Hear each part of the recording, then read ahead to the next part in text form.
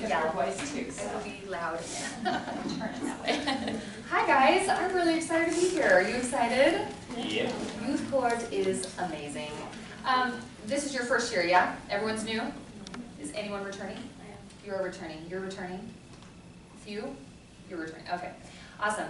So I'm here to talk about restorative justice. Who knows anything about restorative justice? Yeah? Tell us a little bit about it. What does it look like for you guys? Because it can be really different. Well, I just like my 2-year thing at my school. Oh. So we talked about it, so like it's just like a place where like they use what they know, like community service and things like that. Yeah? Yeah, for sure. Yeah. Whenever I think of restorative justice, I think of it a person who's trying to make themselves better.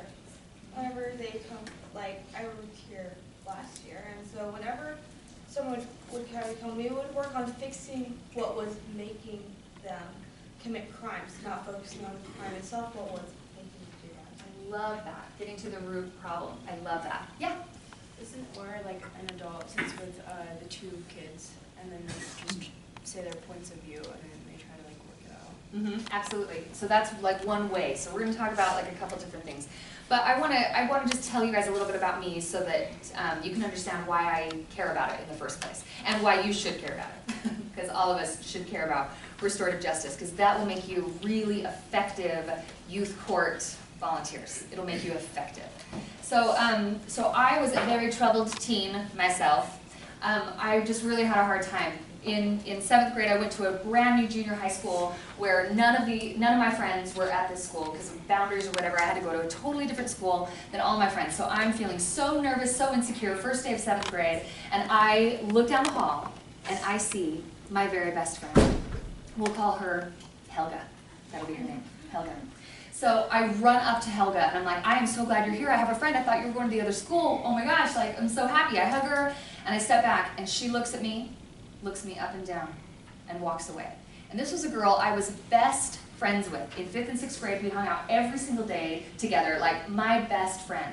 So for her to like just sever our relationship like that hurt so, so badly. And then her and her new group of friends made it their job, their mission in life to make my life totally miserable for the next like 4 to 6 months. So there was very real bullying, like real aggression, physical stuff. They would trip me, knock my books out of my hand, pull my hair. One of the girls in her group would, she grabbed the back of my backpack once and yanked it down to the floor. I hit my head so hard I passed out.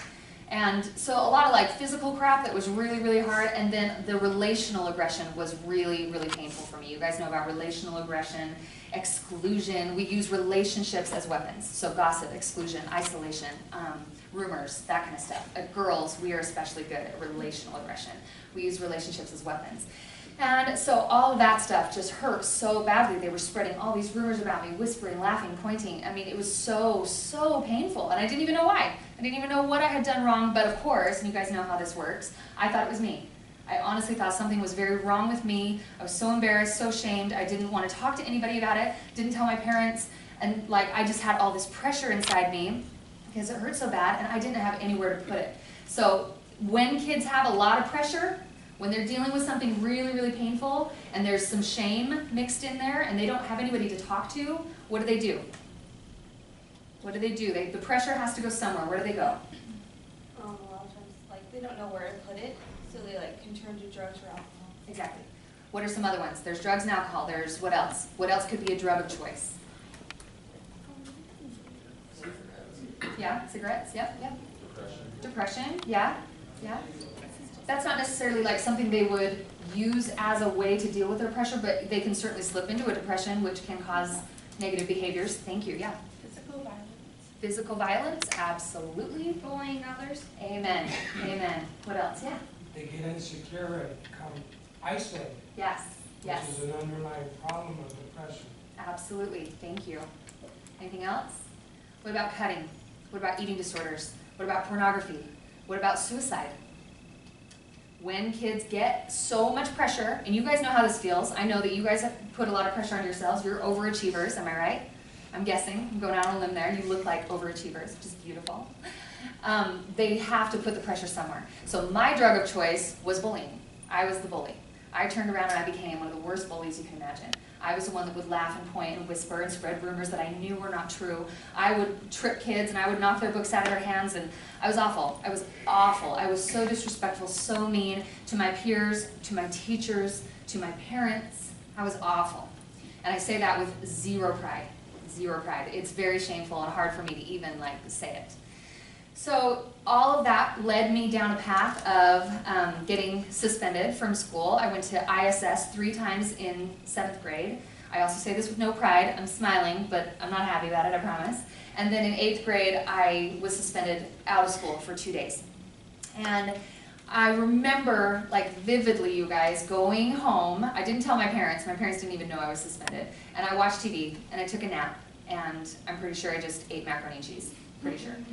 And then I went back to school, and the reason why I had been suspended was because I got in a fight with another girl, a physical fight. And I went back hating that girl even more than I did before. Did suspension fix the problem for me? Did it motivate me to change? No, of course it didn't.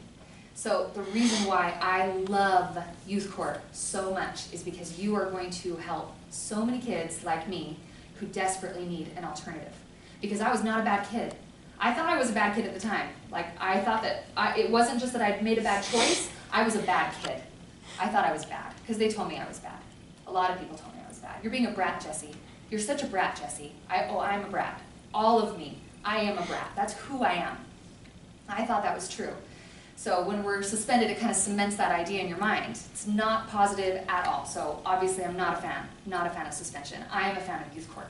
I love this so much. And so my brilliant administrators, who I deeply, deeply love to this day, they said, okay, suspension does not work for Jessie. She's coming back with the exact same problems that she had before, and she's getting into even more fights because now she has even more anger towards especially one particular girl. We just could not get along. And they said, let's try something different. Let's do something else. Let's try to fight for her. Let's try to teach her something. They invested in me. They sent me to a summer camp for troubled kids. It was a week-long camp during the summer, and I was so determined not to learn anything. So determined. I was like, you just try to teach me something. You try to change me. I was so defiant. It was very, very sad. And that was all rooted in insecurity, like you said. It was so rooted in insecurity. I was like, I'm going to build up this wall that I'm so tough. I'm going to build up this wall that I'm so strong so that you don't see me. I don't want anybody to see the real me because I'm just so insecure. I don't know who I am. I'm scared to death. And I'm not good enough. And I'm bad. I had all of those feelings inside of me, but I built up that wall, that bully wall, and sometimes it's a drug wall, sometimes it's a cutting wall. We do it to protect ourselves because we feel insecure.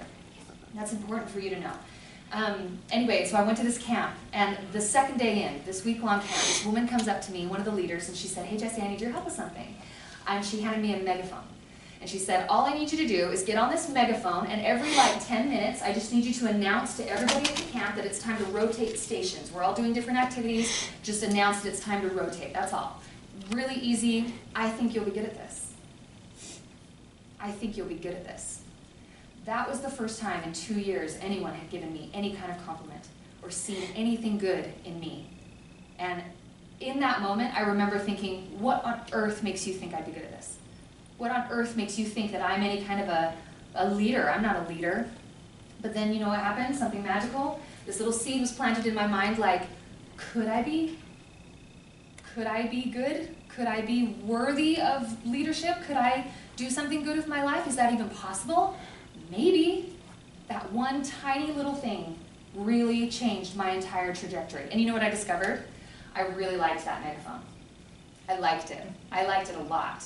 Because here's the thing, bullying and really any kind of drug, any drug, cutting, eating disorders, drugs and alcohol, pornography, suicide, suicidal ideation, really, and the bullying, all of those things give us 3 things. And this is important for you to know. I want you to write this down. The first thing it gives us is a power trip. Every human being has to feel like we have control over something. It's called autonomy. It's one of my favorite words in the English language. It's called autonomy. We have to feel like we have control over something. Even if it's just one tiny little thing, we just have to feel like we have control over something. So that's the reason why a lot of us are motivated to do hazardous things like drugs and cutting and bullying. Because we need to feel like I'm in control. When I was bullying other kids, I felt like I was in control. I felt really powerful. So that power trip, that's really important. The second thing it gives us is a social reward. When I was bullied, my friends validated me. And they were like, yeah, that was so funny, Jessie. Yeah, that was funny. Like, I realize now, they really were just scared I was going to do it to them. So that's not real friendship. But at the time, they would validate me, be like, yeah, that was really funny. Yeah, that was good. So social validation. And we need that. And there's nothing wrong with that. Nothing wrong with wanting our friends to validate us. And the third thing it gives us is a distraction from our pain.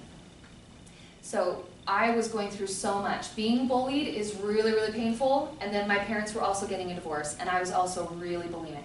So I was struggling. I was so sure that if I could be skinny, I'd be happy. I was so sure that that was truth. That's a lie, period. That is a lie. But I was sure of that. So I was struggling with all of this stuff, and then just being, struggling with school, and knowing that my administrators and my teachers had a hard time with me, that hurt because I felt embarrassed about that. We want people to like us. So all of that pressure inside of this little pressure cooker, and then I let all of that out through bullying.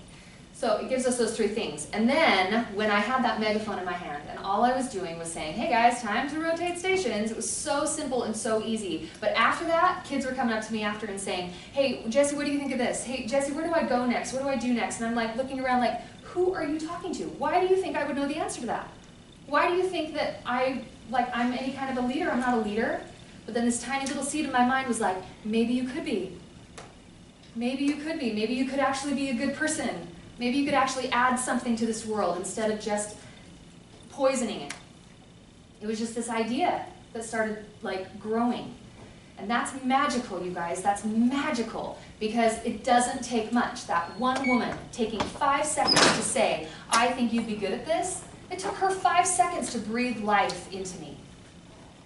You guys can do that. And I know that sounds a little dramatic, it sounds a little cheesy, but it is absolute truth. You can absolutely do that. These kids that are going to be coming to you, getting their sentence or their disposition, I'm not sure what you call it, these kids, they're not going to like it in the moment. It's going to be hard for them, so it's going to be hard for you.